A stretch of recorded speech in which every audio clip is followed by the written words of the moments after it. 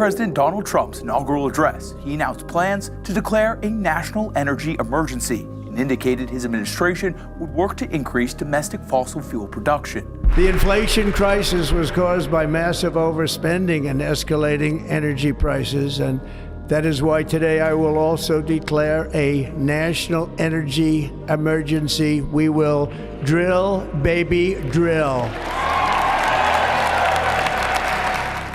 The declaration of a national energy emergency, if implemented, would grant the president additional executive powers.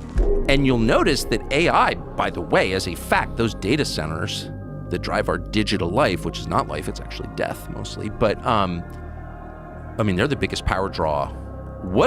How much electricity does AI require? Like more than countries. Mm-hmm. Our grid can't handle AI just as a practical matter. Well, our grid can't handle electric cars.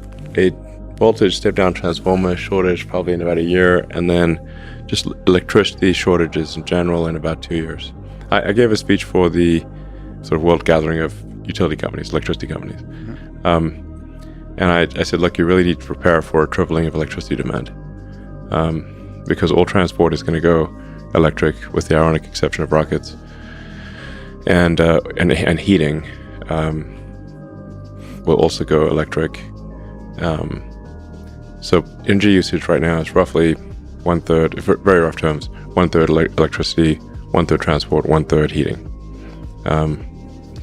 And so in order for everything to go sustainable, to go electric, you need to triple electricity output. So I encourage the utilities to build more power plants.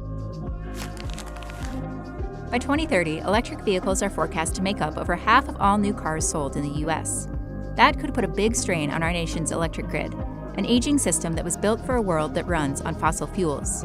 Electricity demand across the United States is really expected to increase in coming decades, somewhere between 14% and 19% by 2030, and between 27% and 39% by 2035.